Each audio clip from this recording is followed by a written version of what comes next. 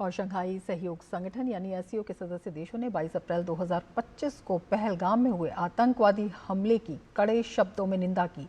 Tianjin में हुए SCO leaders की बैठक के बाद जारी साझा बयान में सदस्य देशों ने मृतकों और घायलों के परिवारों के प्रति गहरी संवेदना और सहानुभूति प्रकट की। साथ में कहा कि ऐसे हमलों के दोषियों, योजनाकारों और समर्थकों को न्याय के कटघरे में लाया जाना चाहिए। एससीओ देशों ने आतंकवाद, अलगाववाद और उग्रवाद के खिलाफ अपनी मजबूत प्रतिबद्धता दोहराते हुए ये स्पष्ट किया कि इन खतरों का इस्तेमाल किसी भी स्वार्थी उद्देश्य के लिए किया जाना पूरी तरह से अस्वीकार्य है। उन्होंने ये भी माना कि आतंकवाद और उग्रवाद से निपटने में संप्रभु देशों और उनकी सक्षम संस्थाओं की भूमिका सबसे अहम है। सदस्य देशों ने आतंकवाद के सभी रूपों और अभिव्यक्तियों की कड़ी निंदा की, दोहरे मानदंडों को अस्वीकार्य बताया और अंतर्राष्ट्रीय समुदाय से अपील की कि वो सीमा पार आतंकवाद सहित हर प्रकार के आतंकवाद से मिलकर लड़े। और साझा बयान की बात करें तो शंघाई सहयोग संगठन के साझा बयान में भारत की पहलों को मान्यता मिली। तियानजिन एससीओ घोषणा पत्र में भारत की एक पृथ्वी, एक परिवार, एक भविष्य की थीम को समर्थन मिला। एससीओ सदस्य देशों ने नई दिल्ली में 3 से 5 अप्रैल 2025 को आयोजित 5वें एससीओ स्टार्टअप फोरम के सफल आयोजन का स्वागत किया, जिसमें विज्ञान और तकनीक के क्षेत्र में सहयोग और नवाचार को बढ़ावा मिला।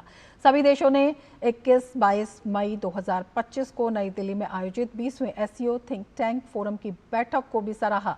इसके अलावा साझा बयान में भारतीय विश्व मामलों की परिषद में स्थित एससीओ अध्ययन केंद्र के योगदान को भी सराहा गया, जिसने सांस्कृतिक और मानवीय आदान प्रदान और मजबूत करने में अहम भूमिका निभाई है। तो भारत की पहल को मान्यता मिली है, अपने आप में ये काफ़ी अहम है एससीओ डिक्लेरेशन। और इसी पर हम चर्चा करेंगे। दो खास मेहमान हमारे साथ इस वक्त जुड़ गए हैं। सी राजशेखर जी हमारे साथ जुड़े हैं, पूर्व वरिष्ठ राजनयिक हैं और पूर्व महानिदेशक हैं आईसीसीआर के, और professor Anshu Joshi school of international studies JNU से जुड़ी हुई हैं, और अखिलेश सुमन हमारे संवाददाता हमारे साथ जुड़े हुए हैं। अखिलेश, सबसे पहले आपसे संक्षिप्त में जानना चाहेंगे किन मायनों में खास रहा एससीओ डिक्लेरेशन इस बार का? देखिए, एससीओ डिक्लेरेशन जिस समय संपन्न हुआ है, वैसे समय में ये लग रहा था कि दुनिया यूनिपोलर होती चल जा रही है। डोनाल्ड ट्रंप इस बात का प्रयास कर रहे थे कि अमेरिका को एकमात्र पोल दुनिया को बनाए, और ऐसे में एससीओ शिखर सम्मेलन से जो आवाज़ उठ कर आई है और ख़ास करके जो पूरा नज़ारा दिखा है, जो पूरी जो तस्वीर निकल के आई है, वो निकल के आई है कि मल्टीपोलर वर्ल्ड ही पॉसिबल है। मल्टीपोलर वर्ल्ड के लिए जो है भारत जो है, चीन है, रूस है, उसके अलावा एससीओ के जो 10 सदस्य हैं, वो 10 सदस्य मल्टीपोलर वर्ल्ड के लिए कह सकते हैं कि प्रतिबद्ध है। तो जो सबसे महत्वपूर्ण संदेश एससीओ की तरफ से यही गया है। दूसरा महत्वपूर्ण संदेश यह गया है कि आतंकवाद के मामले में एससीओ के सभी सदस्यों ने पूरी तरह से प्रतिबद्धता जाहिर की कि आतंकवाद के खिलाफ एकजुटता बहुत जरूरी है। सभी देशों को आतंकवाद के खिलाफ कार्रवाई करनी चाहिए और आतंकवाद के लिए जो दोषी लोग हैं उनको सजा मिलनी चाहिए।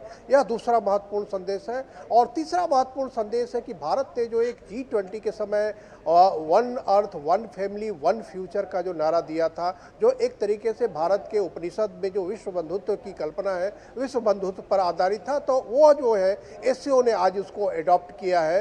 तो एक तरीके से कहें कि ये 3 बहुत ही महत्वपूर्ण एससीओ की उपलब्धियां रही हैं, जिसने कि बताया है कि एससीओ एक क्षेत्रीय संगठन है जो पूरे क्षेत्र में सहयोग के लिए और दुनिया की जो भी घटनाएं घट रही है, उन घटनाओं में एक सकारात्मक हस्तक्षेप के लिए तैयार है। और मैं अगर कहूं कि एससीओ की कई पुरानी बैठकें शिखर सम्मेलन हुई है, लेकिन यह शिखर सम्मेलन इस मामले में है कि एससीओ ने एकजुट स्वर से ज्वाइंट स्टेटमेंट जारी किया है, जो पिछली बार कई जो मंत्रियों की बैठक हुई थी उसमें नहीं हो पाया था। तो एक कह सकते हैं कि बहुत ही पॉजिटिव एक मैसेज एससीओ शिखर सम्मेलन से निकल के आया है।